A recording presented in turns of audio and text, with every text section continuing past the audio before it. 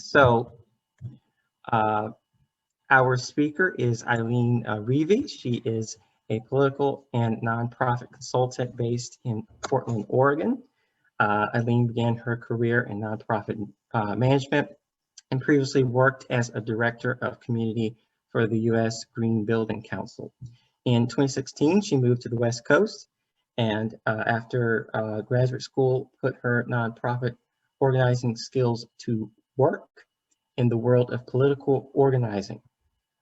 She co-founded the grassroots advocacy group for National Popular Vote in Oregon and now serves as National Popular Vote's National Grassroots Director.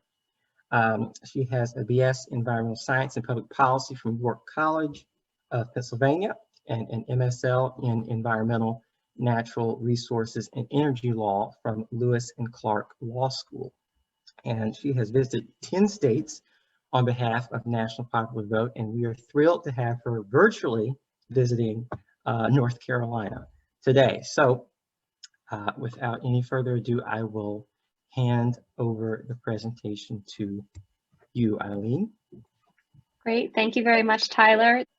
Okay, so I'm looking forward to chatting with all of you this evening. This slideshow that I'm going to go over covers kind of just like our overall introduction to National Popular Vote, and then you're going to have a lot of time for questions.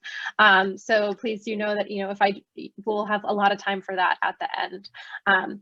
So I like to start all of these kind of conversations off with a little bit of a history lesson. So how do we elect the president now? So of course we use the Electoral College. So on election day, you and I cast our ballots for the candidates of our choice, but the real vote is actually in December when the electors meet and cast their ballots. So 538 electors are the ones who ultimately get to vote, and their votes are what decides who the next president of the United States is. So states are allocated one electoral vote for every representative that they have in Congress. So each state starts with two for their 2 US senators, and then one for every House member that they have. So to win the presidency, we know the magic number that you need is 270, right? So that's the number we're working towards, 270 electoral votes to win, because that's a majority of the Electoral College. And that 538 number comes from, if you think of our electors being represented by the 435 members of the House, 100 US senators, and then the District of Columbia has 3 electoral votes that they got through a constitutional amendment. So who are these electors? They are the ones who actually decide who the next president is, but oftentimes people have no idea who they are. So the US Constitution gives explicit power to the states to decide how their electors are chosen. So specifically, Article 2, Section 1 reads, each state shall appoint in such manner as the legislature thereof may direct a number of electors. So state legislatures decide how to award their state's electoral votes. This is a power that the Supreme Court has referred to as a plenary power of the states, or an absolute power of the states. And those 17 words in the Constitution are the entirety of the instructions in the Constitution for how state legislatures should decide how to award their electors, just that it's completely up to them, pretty much however they want to do it.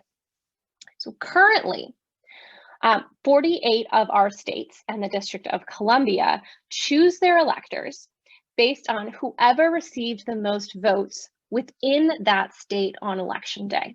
So we refer to these as winner-take-all laws or statewide winner-take-all laws. So what that looks like is in California, if the Democratic candidate receives the most votes in that state, they get all 55 of California's electoral votes. Same thing in Texas. If the Republican candidate receives the most votes, they get all 38 electoral votes. So in 2020, if you were one of the 6 million Californians who cast your ballot for Donald Trump, or one of the 5.2 million Texans who cast your ballot for Hillary Clinton, or I'm sorry, for Joe Biden, your vote was effectively thrown out. It wasn't represented when the electors went and voted in their state capitals. The law said, nope, the other person got more votes than who you voted for, and so they get all of the electors go and vote for them. So state law is how we end up with divergent elections. And that's the term that we use when the popular vote winner is the Electoral College loser. So this has happened 5 times in our nation's history, where the candidate who received fewer votes nationwide became the president. So most recently, it happened in 2016, and that certainly has generated a lot more attention around this issue. And it also happened notably in 2000, so twice in our lifetimes. And the 3 previous times that it happened were in the 1800s within a 65-year period. So right now, most recently, as we've seen with 2020 and 2000, the system has denied 2 Democrats the presidency. And sometimes that makes people think that advocating to change the system is a partisan issue. It's really not. We're about putting voters first and making every vote equal. So when we look at this system, we've actually in the last 20 years had 2 near misses. In addition to the 2 elections we had where the person with less votes won, it almost happened 2 more times. So looking at those examples, in 2004, so just 4 years after the first divergent elections in about 150 years, we almost had a second one where if 60,000 more voters in Ohio had cast their ballots for John Kerry instead of George Bush, John Kerry would have won the state of Ohio, won the Electoral College, and gone on to be the president, despite losing the popular vote by almost as much as Donald Trump did in 2016. There were 115 million ballots cast in that election. So 60,000 votes in one state going the other way, being able to swing it for the entire country is something that is very plausible that could have happened. And then the other election where this almost happened was last year in 2020. We came so close to having a second Trump term as a nation. Despite Joe Biden's 7 million vote lead in the popular vote, he was less than 22,000 votes away from losing that election. So where do we get that number from? So if about 5,200 voters in Arizona, 5,900 voters in Georgia, and 10,300 voters in Wisconsin had voted for Donald Trump instead of for Joe Biden, Donald Trump would have won those 3 states and all of the electoral votes that go with them. What would have happened in that case is it actually would have been a tie in the Electoral College. And what happens with a tie is just as unrepresentative as what happens now, if not even worse. So when no candidate reaches a majority of the Electoral College, the decision is made by the House of Representatives. And you might be thinking, oh, okay, well, that's no big deal. The Democrats have the majority. This year, they would have voted for the candidate, Joe Biden, who got the most votes, who's of their same party. But every member of the House does not get a vote for president in this contingent election scenario. Every state gets a vote. So DC, despite having 3 electoral votes, not included in this process. They get entirely disenfranchised. California, equal vote to the state of Wyoming. If a delegation, presumably, if they have even numbers of Democrats and Republicans, they might not cast a vote at all because they can't come to an agreement. And we know because even though Democrats have more representatives in the House, Republicans actually control more state delegations. And so we fully would have expected that if there was no majority in the Electoral College reached, that the House of Representatives vote would have gone to Donald Trump. And that would have been just because he won 22,000 more votes in 3 states. So a really, really small number of votes would have been able to override the will of 7 million people in the popular vote. And so when we're talking about the way we elect the president and the problems with it, most people just focus on the big one, right? That whoever gets the most votes doesn't necessarily win. But when we're talking, especially to, as league members, you might be interested in the further details and talking to state legislators about this issue. The problems of the way we elect the president currently go far beyond just who ends up in the White House. It honestly touches so many different aspects of the way that our federal government operates and the way that all of us as Americans engage in the political system. So one of those things is what we refer to as the battleground state problem. So those winner-take-all laws. So states saying 100% of our electoral votes are going to go to whoever got the most votes in our state. They lead to most states being decidedly Republican or decidedly Democratic before the general election even begins. So effectively, candidates in the presidential election, in the general, they're only campaigning for a small number of voters in closely divided states or in those battleground states.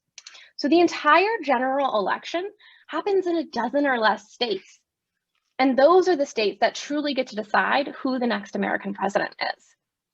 So the 2012 campaign was run entirely in just 12 states, which is what this map is from. 2/3 of the 2012 campaign events were in 4 states: Ohio, Florida, Virginia, and Iowa. 38 states in that election were completely ignored in the general, including 12 of the 13 smallest states, almost all of our most rural states, the entire South except for Florida, the entire West Coast, and much of the Northeast. So just huge pockets of the country are being completely ignored. Similarly, in 2016, 94% of campaign events were again in just a dozen states. 2/3 of those events were in just 6 states: Ohio, Florida, Virginia, Pennsylvania, Michigan, and North Carolina. This pattern persisted. We saw the same thing in 2020. 96% of general election campaign events were in just 12 states. And something to think about there is that this in campaign, one candidate chose to do most of these events virtually. And it's still, they could have been doing events where they're reaching Americans all across the country just by, having a Zoom invitation go out to more folks and more parties. But that's not what they did. They still focused it just on those swing states because those are the votes that really matter. So battleground states have this outsized power here, but the impacts of them, it goes beyond just campaigning. It's not important just because maybe you in North Carolina got to meet a presidential candidate and I in Oregon did not. It goes into the fact of how this affects how policy is made and how spending within the federal government happens. So looking at some examples of that. Overall, controlling for variables including state size and natural disaster relief funds, it was found that presidential election swing states receive 7.6% more federal grants than safe states, worth about 5.7% more grant dollars every year that they're a swing state. This data was found by Dr. John Hudak, and he looked at it between 1996 and 2008 for those numbers. So this equates to huge amounts of money. It might sound like a small amount, but when we're talking about the federal budget, so if you take Tennessee, which was an average size state in this country, in 2008, that presidential election, if they had been a swing state, they would have likely have received 300 more federal grants for a total of $60 million additional dollars every year for the 4 years leading up to an election. So states are getting this, outsized amount of money funneled to them because they have the ability to help the candidate or their, the opponent win an election. Similarly, highly competitive swing states get twice as many disaster declarations as non-competitive or flyover states. A lot of money comes with those. You think they'd be based on severity of the disaster, the amount of resources that were impacted, the ability of the local government to respond. Maybe there's a compounding event. They already had a hurricane that month and they're really tapped out. All of those are things that you think would be going into the equation for determining who gets a disaster declaration and who doesn't. But at the end of the day, if it comes down to the facts that we're looking at, swing states get twice as many disaster declarations, then I think we have to acknowledge that people are playing partisan politics with our tax dollars. And it's not as if where those dollars are going are not worthwhile. I'm sure, as a swing state in North Carolina, you might have benefited from this in the last couple of years. And I'm sure that they went to really valuable programs, just like the money for disaster declarations is very much needed wherever it goes. But at the end of the day, the members of Congress and members of the executive branch, the president, are able to leverage federal tax dollars paid for by you and I and people all across this country in order to win favor for their political party with the American people in states where their votes really matter.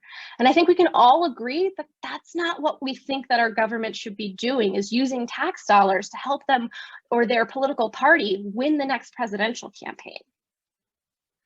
So what does all of this add up to? Battleground states get more campaign events, more federal grants, and more disaster declarations. So they have a lot more power in the presidential election system. And it goes beyond just where money goes and where candidates go, but we also see that it shapes policy. So looking at two examples of that.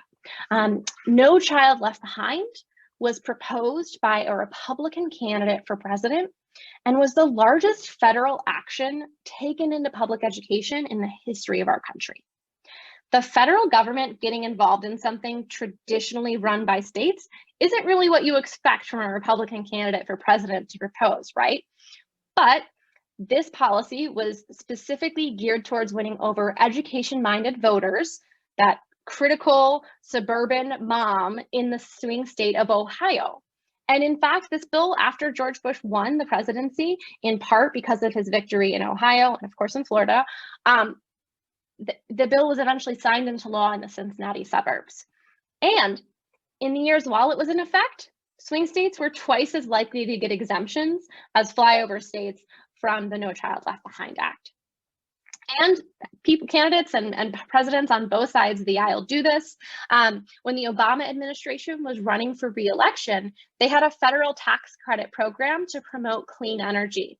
Ohio companies got nearly 4 times the average that went to other states. All of the rest of the states, nearly 4 times the average that went to them.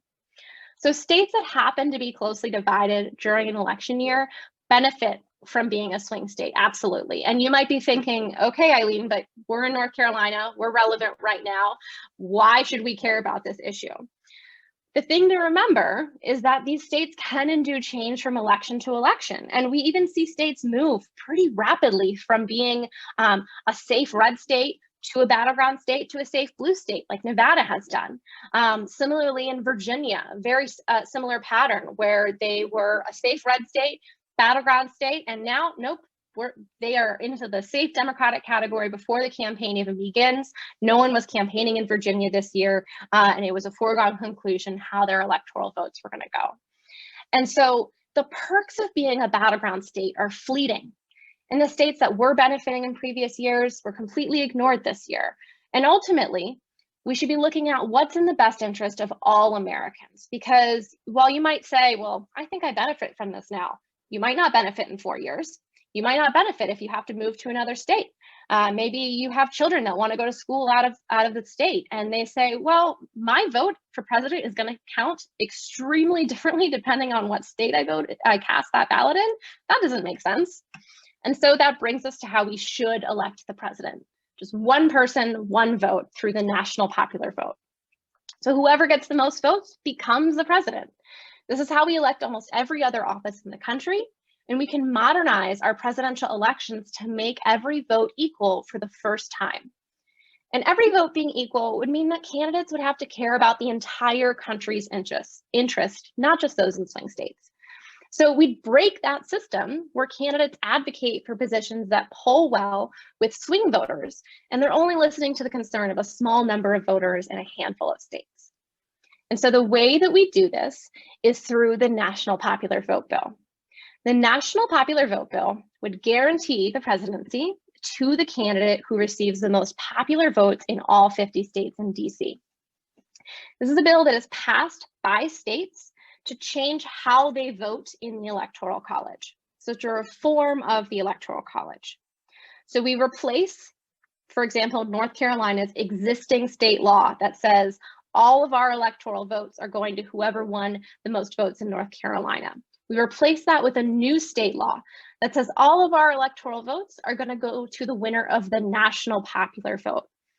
But this bill has a contingency clause that it only goes into effect in all of the states that pass it when collectively a majority of electoral votes have been committed to the compact. So what does that mean? When we have currently the majority of electoral votes is 270, the number you need to win. So once we have at least 270 electoral votes committed, we will have a controlling block, a majority of the Electoral College. And so all those states will work together and say, our electoral votes are going to the national popular vote winner. And then you've guaranteed that whoever wins the Electoral College, it will be the person who won the national popular vote. And the reasoning for this bill are many, but when we really come down to it, this country is made up of a lot of different people with diverse opinions who happen to live in certain states. When I cast my ballot on election day, I know I'm thinking about what's most important to the entire country. I'm not my specific state. So I'm thinking about it as an American, not as an Oregonian or a Floridian or a Marylander or anything else. And I think that most people do the same.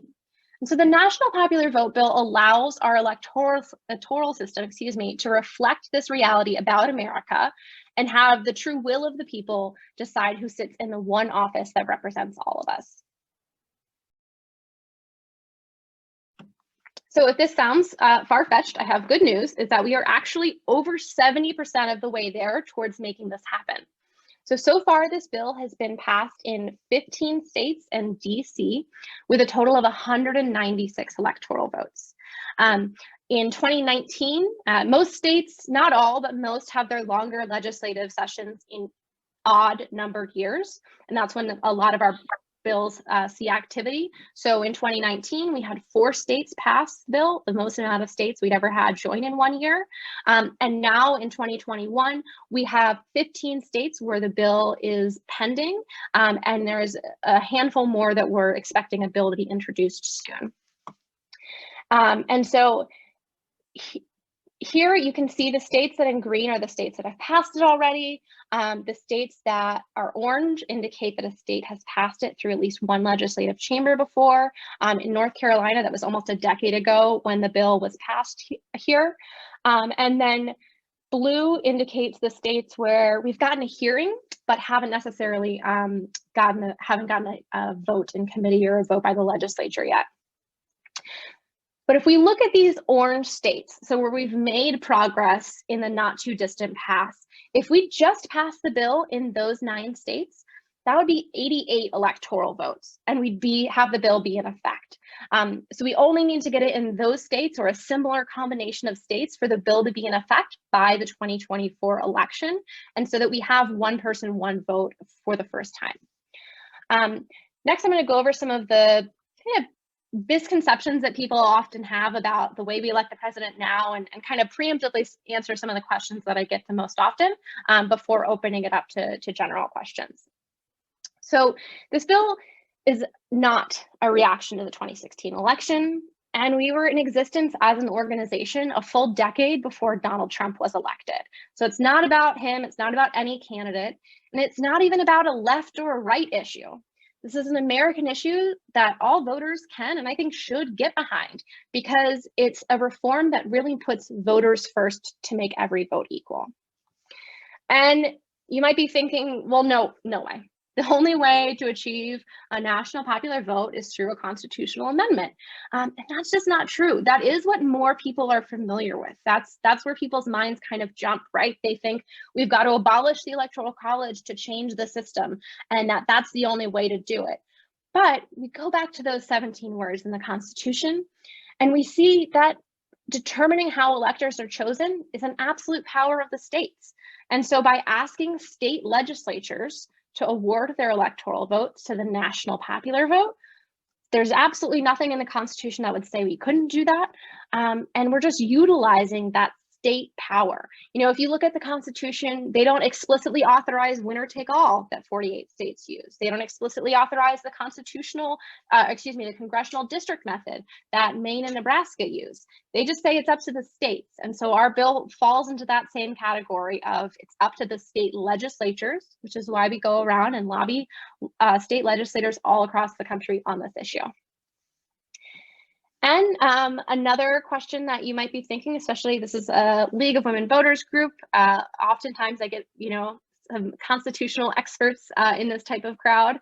And you might be thinking, well, isn't there something in the Constitution about interstate compacts and congressional consent? So yes, Article 1, Section 10 of the Constitution says that congressional consent is required for interstate compacts.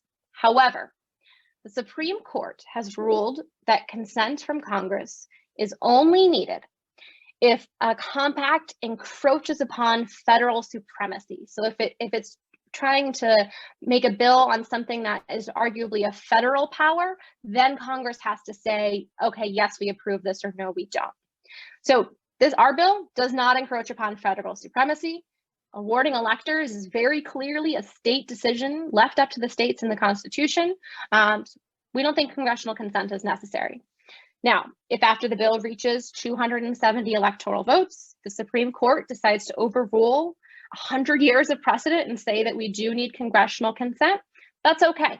That won't be the end of our movement. It'll just be one more thing that we have to do. And we'll go and lobby Congress the same way that we've lobbied every state legislature in the country on this issue. Withdrawing from the compact. So this is something that states are able to do. However, they cannot do so between a really important 6-month period. So between July 20th of a presidential election year and 6 months later on Inauguration Day, a state cannot join or enter into the compact. If a state passes a law saying we want to be in, okay, great, nice to have you, that is not effective until the next president is elected. The reason for this blackout period is because we don't want states to be able to play partisan politics and try and game the election for one candidate or for the other. We wouldn't want, say, we had this in place and California said, oh, it looks like the Republican is going to win the national popular vote, but the Democrat would have won under the old system. We've got a Democratic Senate, Democratic legislature, Democratic governor. We're going to pass a law removing ourselves real quick so that it goes up in flames. That cannot happen. This is enforced not by me, not by my organization, not by the governor of any state, but by the impairments clause of the US Constitution. Because when these states pass an interstate compact, it's essentially a contract with each other. And in the Constitution, it says that states cannot break contracts with each other without adhering to the terms of that contract. And so our bill has language that says you can't withdraw during this period. That would be enforced by the Supreme Court. And no state in the history of our country has ever left an interstate compact without adhering to the terms of the compact. Similarly, a question we get about withdrawal is, well, are we at risk where, we get this passed for 2024, and then because states can withdraw that, we're just going to see states drop off after that. And, one election, we might have national popular vote, and then we might go back to the old system for the next, and then we'll jump back to national popular vote again. Is that likely? No. Is that technically possible? Yes. However, once we pass this bill and it's in effect, we're going to enfranchise millions, tens of millions of people across the country whose votes have never mattered equally before are going to have an equal say in the way we elect the president. And so we fully expect that this is going to be a really popular thing. We're going to see voter turnout increase. So we see between 9 and 11% higher voter turnout in battleground states than we do in safe states. So we're going to see more engagement and more people realizing the power of their vote. So I think it's going to be a really popular idea and aren't really worried about states dropping off because they don't like it. And even if they do, our work as an organization, we're not going to stop just when we get to 270. We're going to continue trying to add states onto that margin so that even if, a smaller state signs on and then decides they don't want it because they had a change in their legislature to, swing the pendulum on the type of support that the bill would have in that state, that's okay. We're still going to be working to keep ourselves above that 270 threshold. Another question that we get a lot is around what the framers of the Constitution and the founders of our country would really think about this proposal. And so, and oftentimes people saying that they would hate it because they didn't pick a national popular vote in the beginning. So who are you that you think that you know better than them now? And so I think it's really important to take a step back on this issue. So after coming up with the concept of electors choosing the president, the founders debated how those electors should be chosen. They took 30 votes over 22 days and went back and forth on this issue. And not a single one of those votes was on the winner-take-all law that a majority of states use today, and arguably are what most people think of as the current system. Those winner-take-all laws have been in place for a while, and that's what they think it is. Excuse me, I'm getting tongue-tied there. That's how people think we elected the president at the founding of our country, but it's not. At the founding of our country, only 5 states even allowed citizens to vote for president in any form. And the select number of citizens that they allowed to vote were a select few. And it wasn't until the 10th election for president that a majority of states used winner-take-all laws, meaning that the framers had been dead for decades before our current system was in place. And so when we think about, people ask, what do you think the founders would think? They left the power entirely up to the state legislature. They said that's the closest body to the people. They can decide what is in the best interest of their citizens. And that's exactly what we're asking state legislatures to do, is to weigh that decision. And we think that they'll find that the National Popular Vote Compact is better for their citizens and better for all Americans.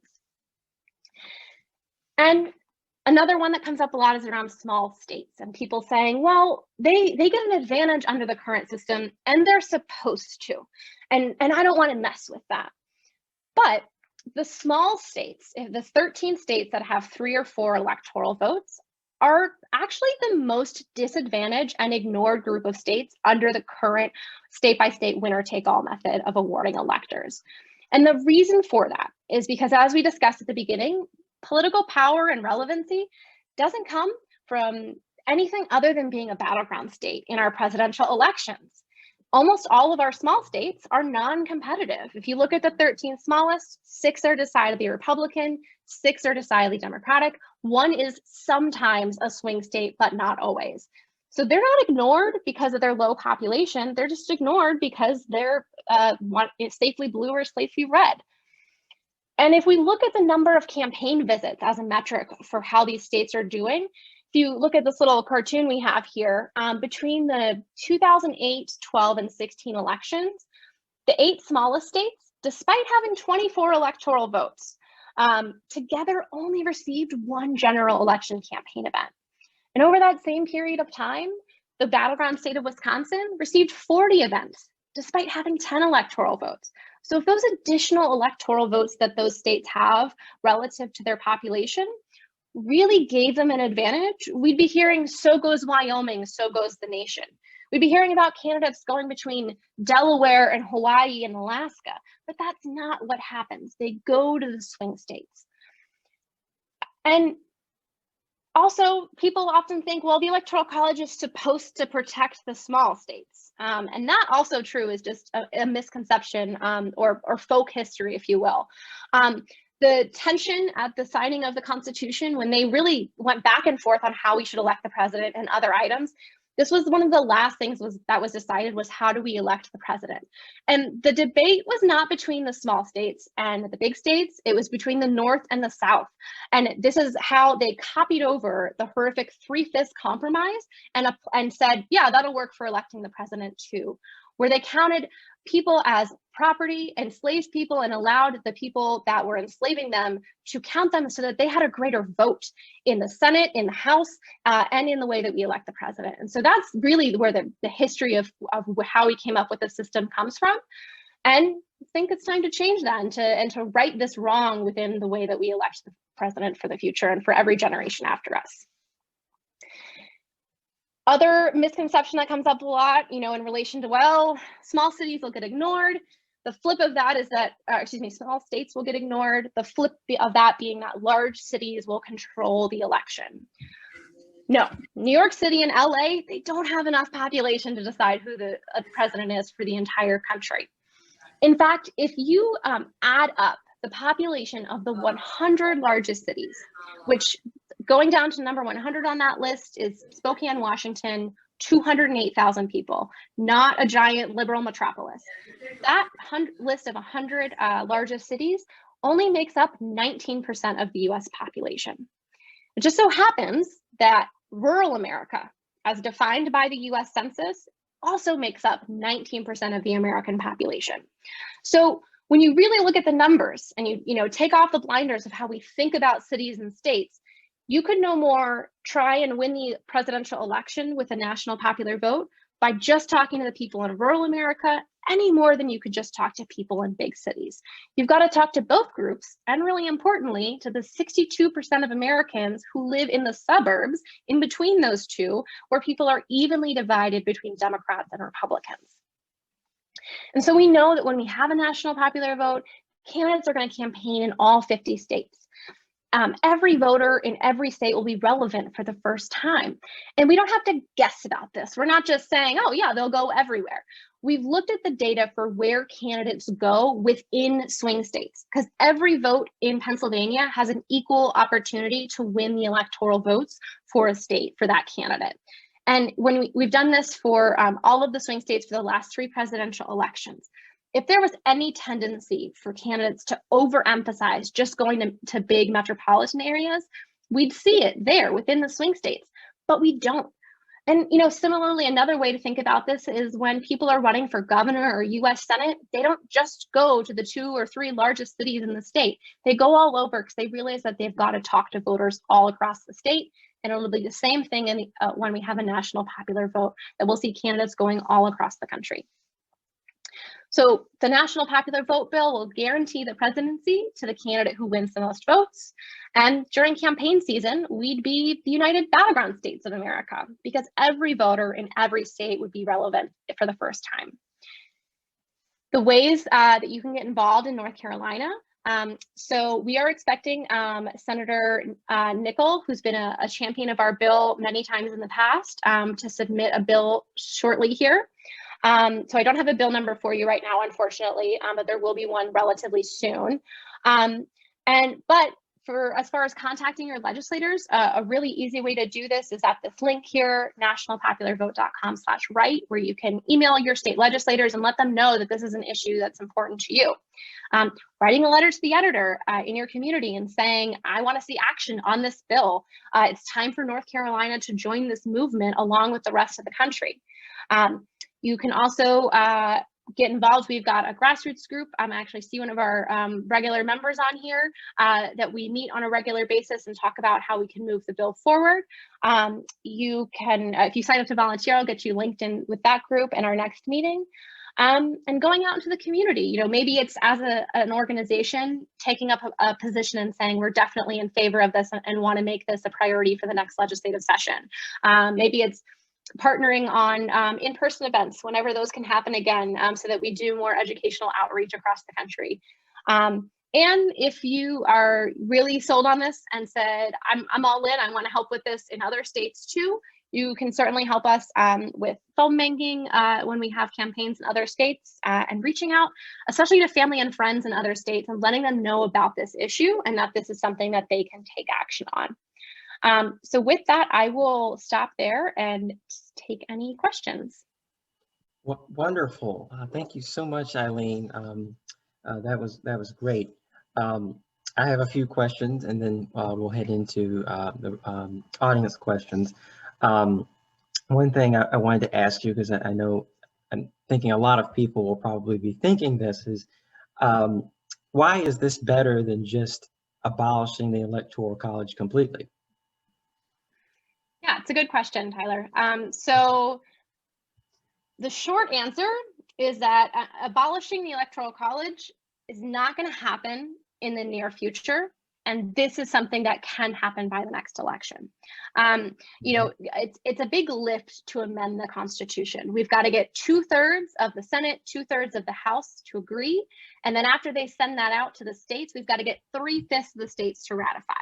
For our bill, we're 70% of the way there, and we've got 15 states plus DC. We're going to be able to get this done with 21 or so states, because we're utilizing the higher population states, versus as a constitutional amendment, you've just got to get 3/5 of them. That's a really high bar. I should say the League of Women Voters US, does also support abolishing the Electoral College, but they're a great partner of ours on this issue, I think, because they recognize that this is the way we're going to get it done. And certainly, if you think we should be working on abolishment, let's do this first. We've certainly seen other electoral reform movements that build with action in the states first.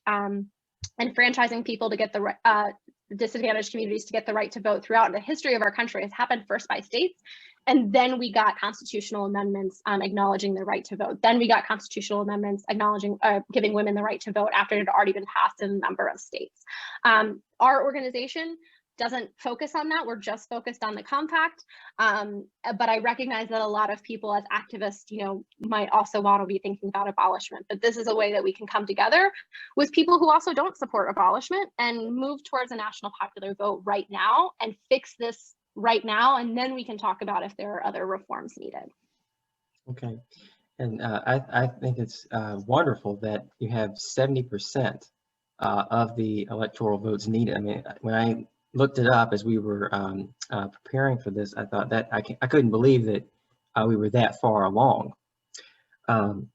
So one other question, what is it about the compact that makes it legally binding for electors? Because I know, right now with the Electoral College system, even though, a state may go for, one candidate or the other, the electors technically have the power to they can vote for the other candidate if they choose. So, what should we be concerned about that? So we should not be concerned about that. So if we look at the history of our country, and there was only one time since we had the Electoral College that an elector, one individual, might have thought when they cast their ballot in a faithless way, so against the way that people expected them to vote, that it could have changed the outcome of the election. That was back in 1786. So back in the 1700s, we had one time where this happened. And since then, any other time where an elector has cast a faithless ballot or a faithless elector has been what we call kind of a grandstanding faithless elector. They were doing it to make a political point, not because they thought it would change the outcome of the election. So in 2000, we saw a faithless elector from the District of Columbia as a protest vote against the fact that they didn't have representation in Congress and that they weren't a state.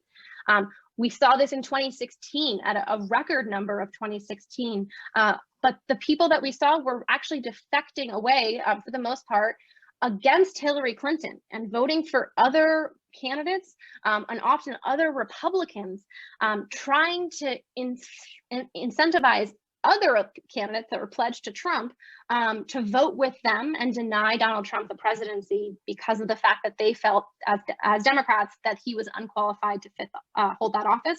Only one Trump elector actually did defect away from him. And so that makes people, I think it's really fair to think that that's a big problem and that happens all the time. But that was kind of a fluke because it was a diversion election. And it didn't come anywhere close to changing the outcome of the presidency.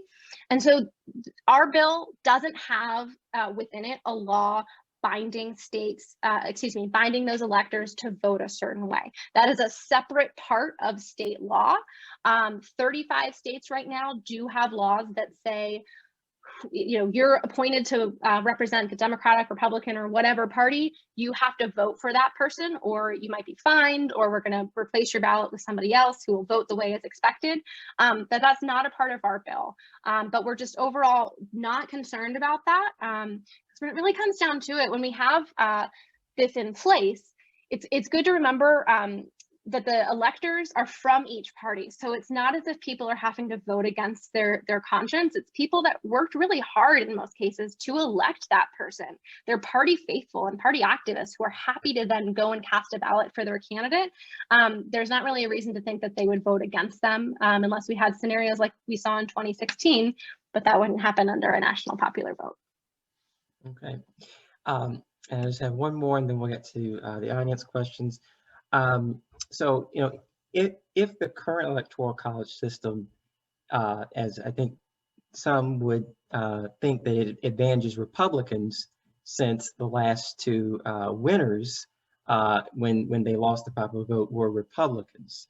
So if, I'm a Republican and I'm thinking, well, right now, this is working for me. I mean, and I'm, getting the candidates I want. Why should I still support this? I know you had touched on this a little bit before, but I think that's really important. Yeah, absolutely. And this is a bias that a lot of people have. They think that, well, this current system benefits the Democrats, and I'm a Republican legislator, I'm a Republican activist, I'm never going to want to change it because it's working for me now. And that stems from them looking at the last 30 years and seeing that a Republican candidate for president has only won the popular vote once. But the thing to remember is that no one was trying to win the popular vote in those elections. In 2016, we did see Hillary Clinton trying to expand the electoral map by, not just getting 270. She was trying to aim for more states like Arizona and Georgia, where she ultimately fell short. But it wasn't to win the national popular vote. Same thing in 2020. We saw Joe Biden focusing on expanding the map, but without an eye on the national popular vote. And certainly, Donald Trump wasn't trying to win the national popular vote. He was trying to use the same pattern that he had used in 2016, which was winning battleground states. So that's one thing to kind of like shake off, that we can't just look at that data because no one was trying to win the national popular vote. What we can look at is the states where they tried to compete, but both parties. So within those swing states, in 2016, Donald Trump won the popular vote in the swing states overall. In 2020, he still won this popular vote in the swing states. Again, he got 1 million more votes out of the swing states, but he didn't get them in the right combination of states to win. And so if I'm a Republican strategist, if I'm a Republican legislator, I would look at that and say, oh, where we compete and we're campaigning for it, we can be competitive. And that ultimately we can do that across the nation and try and win. So it's not, our reform is not about advantaging one party or the other in the short or long term. It's saying both candidates should try and make every vote, should try and just persuade the most amount of Americans that their ideas are better and that people should vote for them. I'll actually add in the chat after I'm done a link to an article that just came out yesterday. It was an opinion piece in the Washington Post interviewing several Republican supporters that we have. So Michael Steele, former Lieutenant Governor from Maryland, is co-chair of our advisory board, former Republican National Committee chairman. He's a supporter. Solonousis is the former chair of the Michigan GOP. People who have, advised Republican candidates for president support this issue because they recognize that the current system doesn't always advantage them, and that they'd be better off under a national popular vote as well. And that has some really good, some language in it that I'll share. Great. And, I think just one thing I'll say, you've got people of all different parties in these states, as you mentioned, that are not getting the attention, in some of these states. They're not battleground states that are not getting as much funding. I mean, that affects those people no matter what party they are. So I will turn it over to Carl, who has been monitoring the chat, and he will handle the audience questions. Thank you. Hello, Eileen. Welcome to our North Carolina group. How are you? I'm good, Carl. How are you? Good, good. We have several questions from some of the audience members, and some of them may be a little, I suppose, overlapping to some of what you did cover. But we're going to ask them just to make sure that we get it specific. So the first question is, has this power differential with battleground states always existed using the Electoral College? Good question. It has not. So at the beginning of the country, when they created the Electoral College, the founders, and especially George Washington, thought there wouldn't be political parties. And it worked for all of one presidential election where that didn't happen. And then when George Washington wasn't on the ballot anymore is when we saw political parties emerge. And that was where in our fourth presidential election, we saw states moving. So Virginia was the first state to move to this winner-take-all system because an elector didn't vote for the Virginia man for president, and that was unacceptable. And so Thomas Jefferson leaned on the state legislature to change the law so that he got all those votes the next time when he ran for president. And that set off kind of an arms race of states realizing Pennsylvania was the next one, another, at that time, the next largest population state, saying, oh, well, we want all of our people to go for the person if they're on the ballot. So it hasn't always existed, and it certainly hasn't always been this extreme, because as our nation has changed, we've got increasingly a more amount of population in a smaller number of states.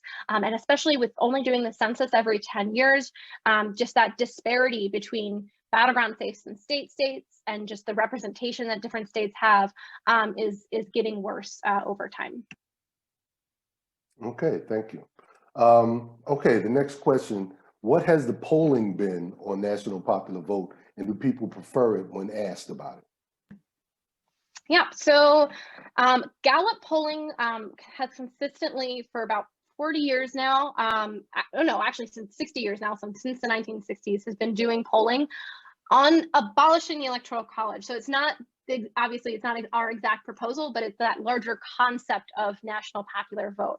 And Americans have, a majority of Americans have supported that. It's fluctuated over time, but since the 1960s, which was the last time that we got really close to actually abolishing the Electoral College, there has been widespread support. We do polling within states, as we're working on it, so we can talk to legislators and say, hey, this is actually really popular. And it does vary by state, but overall, there's no state that we've done polling in where we don't see that a majority of people support it. Even if it's a narrow majority, we've still got a majority in all the states that we've been looking at. Excellent. And for all of our participants on today's webinar, Eileen just posted a link to a Washington Post article just published yesterday, as a matter of fact, that refers to the number of Republicans that want to end the Electoral College. So looks pretty good. I had missed it myself, so I'm looking forward to seeing that. All right. So and for those who just go on to the chat feature, and you should be able to pull it and link to it. Thank you very much for that, Eileen. Another question we have: how about going to dividing up a state's electors according to the percentage of votes received in that state? Yes, so this is a good question. This is a reform of the Electoral College that we refer to as the proportional method. So I like to use my example, state of Oregon, because we have a relatively small number of electoral votes and it makes the math easy. So Oregon has 7 electoral votes. They consistently vote about 55% for the Democratic candidate, 45% or below for the Republican candidate. So under the proportional system for awarding electors, the state would pass a law saying, all right, we're rounding it up to the nearest whole number based on your percentages. And based on that, the Democrat got 4 electoral votes, the Republican got 3 electoral votes. There are 2 big problems with this. Number one, just one state doing this on their own doesn't really change much, right? It doesn't fix the system up for the entire country. It doesn't make the national popular vote winner guaranteed to win the Electoral College. It's not a systemic fix. It's one state doing something by itself. And 2 is that we don't see any states doing this now. Not a single one has ever used this because it's politically really not smart for them right now. It's unlikely to make them more relevant. And in the states that would consider this are safe blue states or safe Republican states, right? Battleground states aren't going to move to this because they benefit right now from the relevancy system. And a blue state's not going to move to this because then they're just giving up a certain number of electoral votes automatically to the other candidate. Oregon, we've got a Democratic trifecta here. The state legislature is not going to give 3 electoral votes to the Republican Party any more than the Republican trifecta in Missouri is going to say, sure, Democrats, you can have 2 of our electoral votes. Why not? So it's politically unlikely. It doesn't fix it as a whole. And even if we did this across the country, say we had a constitutional amendment where all 50 states and DC had to use this, it still wouldn't guarantee that whoever got the most votes would become the president, because you've got to round to a whole number because electors are people, unless you change that in the amendment as well. Most states, you'd still be able to know how they would vote because like Oregon, you'd know it would go 4-3, and it would be only down to a small number of states where you'd actually have a number of electoral votes up for grabs. And I'll just expand on that because a similar question is around the other kind of reform we see from the Electoral College is the congressional district system. So this is what Maine and Nebraska use. And sometimes people say, why don't we switch to this? We actually are seeing a big surge in state legislatures proposing this bill this year. We've got it in over a dozen states right now where they're saying, well, we should have it go, whoever wins each congressional district wins the electoral vote, and then whoever wins the most votes in the state gets the 2 at-large electoral votes.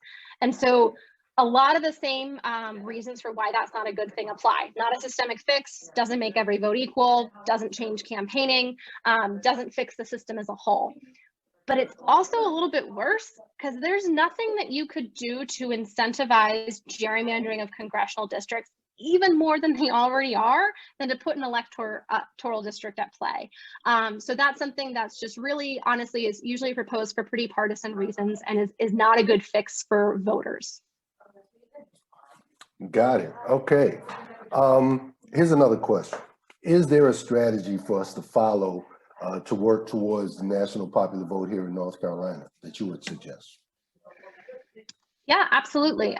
So working, with the National Popular Vote and with your league affiliate, we can do events. So, if you want to help us with, once we, doing things a little bit more in person, flyering at parades, helping us get endorsements from other organizations, letting them know that this is an issue they can work on, especially meeting with your legislators, making this a priority issue for those meetings. Showing up at a town hall, and if they're not a supporter, asking why not, saying this is a really important issue to us and we'd really love to talk to you about it because I think that there's no more electoral reform more important than this one. I don't know how into the details you want me to get there, but yeah, certainly there's ways that we can partner together kind of as an organization or individually if you want to volunteer with this issue, so that we can make sure that it gets passed either in this session or in the next legislative session. Okay, great. Yes, and I know there's a very active National Popular Vote Facebook page, website, as well as our League of Women Voter and Piedmont Triad and other parts of North Carolina too. So all of that is, there's a lot of commitment towards that. So all those on the line that are not familiar with those, I urge you to get onto those pages and what have you. And those are the questions that have been submitted via chat. Are there it's a chance for anyone else? Oh, okay. Here's another question just came in. This just in. With a national popular vote election, do you anticipate that there will be more or fewer court challenges on the presidential election results? It's a good question. So a little bit, it depends, and I'll expand on that. So the way that states count their votes now, and the way that they decide if a recount is triggered or called for, varies from state to state. And so if that stays the same under a national, when we have a national popular vote, if those states don't change that state law, then I think we'll see a fair number. Not that they're likely to overturn the election, but more because we're a very litigious society, and candidates are going to continue to try and do that where they can. So we'll see, some still.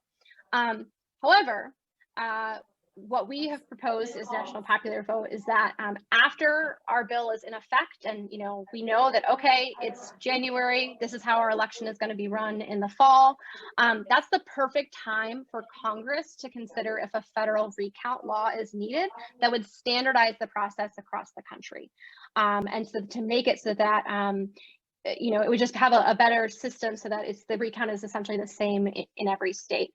But overall, if we think about really the effects of what happened this year, we look at the horrible effects of January 6th and the insurrection, I think there's a pretty clear connection between Americans not trusting the election process and not trusting the way we elect the president as a result of the fact that it's not whoever gets the most votes. It's this combination of states that you have to win. And what happened then? So reform is desperately needed so that we can have people have faith in the way that we elect the president again, have faith in our election results, and really understand that, okay, this person got more votes. That means that they're going to be the president, and that we should understand that and be satisfied with that. Thank you very much. Okay, last chance for anyone else that might have a question to put it in the chat. Yeah, thanks a lot for all of that, Eileen. I'm going to turn it back over to Tyler right now, and if we get any other questions, we'll alert you. Thanks a lot. Great, thank you. Sorry, I was muted. Didn't realize that. But that's great. And I just think I'll just say I think this is so simple. As you said, as you had on the last slide in your presentation, one person, one vote. The simplicity of having the person that wins the most votes winning. I think that is really easy for people to to grasp, and it makes sense.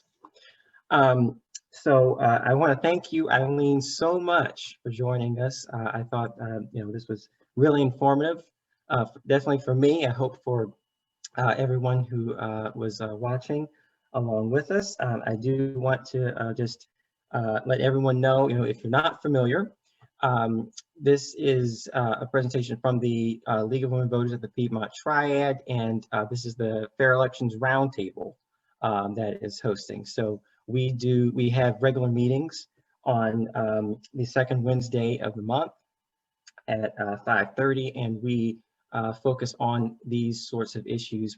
In particular, right now, we're focused on gerrymandering because the congressional districts, well, all the districts, I should say, county commissioner districts are going to be redistricted this year. So if you'd like to join us, you can. You can email us at fairelections@lwvpt.org, and we will get you the information to join our meetings. And also, we have lots of different roundtables. In addition to this, we have an environmental roundtable, immigration roundtable, healthcare roundtable. There are lots of different roundtables, so feel free to join one of them, and you can learn more about them on the LWVPT website. And I will also just mention, in terms of gerrymandering and redistricting, if you're interested in that, you can join our Fair Districts NC effort, and the website for that is fairdistrictsnc.org, which is a statewide campaign to end gerrymandering in the state. But with that, I think that is all that I have. So again, thank you, Eileen. Thank you to all of you who have joined us. And oh, one more thing. I did write this down. And you can correct me if I'm wrong, Eileen, but for signing up online, you can go to nationalpopularvote.com/volunteer. Yes, for signing up online on their national website. So if you're interested in that, nationalpopularvote.com/volunteer. All right. Well, everyone take care. Thank you all so much. And bye-bye.